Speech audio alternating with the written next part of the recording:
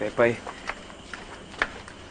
sana patawarin mo ako sa mga nasabi ko at nagawa ko.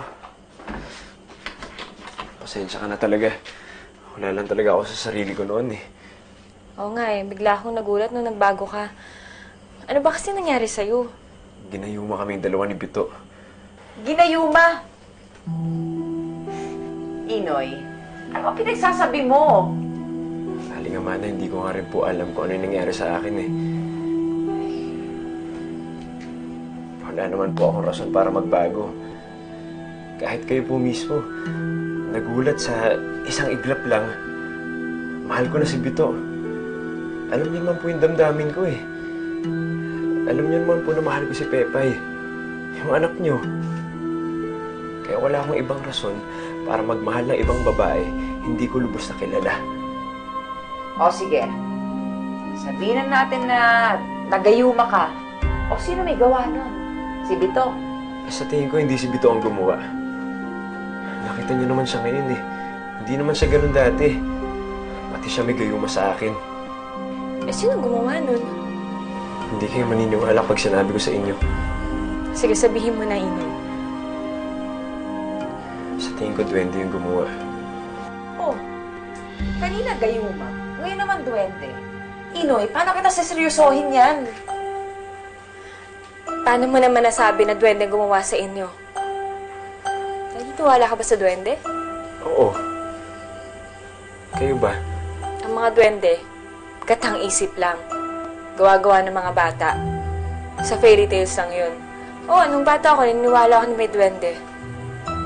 Pero nalaman kong hindi sila totoo. Inoy, kung ikaw nawala sa gayuma, bakit si Bito hindi? Bakit hanggang ngayon parang nababaliw pa rin siya sa'yo? Hindi ko po alam. At saka saan ka ba nagpunta nung nawala ka? Nagising na lang ako sa tabi ng punso eh. Kaya matino na ako mag-isip. Kaya sa tingin ko talaga, duwende yung gumawa ng gayuma namin. Yun ay hindi ko alam kung paano pa ako maniniwala sa mga sinasabi mo.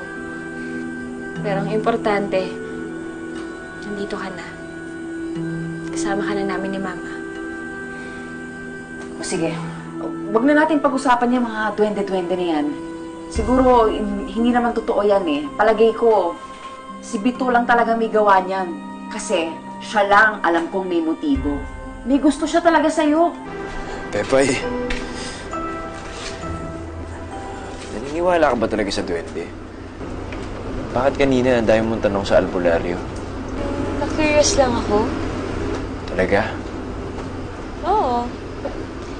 Di ba nakwento ko naman sa'yo noon na meron akong kaibigang duwende? Yung imaginary friend ko. Ano na nangyari dun sa kaibigan mong yun? Hindi siya nagpakita ulit sa akin eh. Siguro kasi tumanda na rin ako kaya hindi na rin ako nag-iisip na meron akong imaginary friend. Narinig ko yung usapan nyo kanina ni Princess. Naalala ka pa niya nung bata ka. Oo, pero hindi niya nga lang iniisip na totoo ako.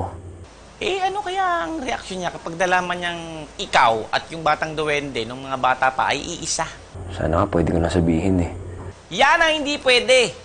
Alam mo naman na karugtong yan dun sa ipinagbabawal niyo na kasunduan na sinabi ni Barang. Di ba? Tanda ko lahat yan. Bawal sabihin kay Princess na ikaw, si Elfino. At syempre, bawal din sabihin ang kasunduan niyo ni Barang sa mga tao. At bawal sabihin na ikaw ay duwende o duwende na naging tao. Napahirapan talaga ako ng Barang na yun Hindi na ngayon dahil pwede nang matuloy ang pag-iibigan niyo ni Princess. Kaya ngumiti ka na dyan. Hep hep happy! Hep hep happy! Ano ba yan? Para namang pupunta ng lamay. Yung mas masaya naman. Hep hep happy! Sige na nga. Hep hep happy! Di ba? Anong sabi mo? Hep hep happy?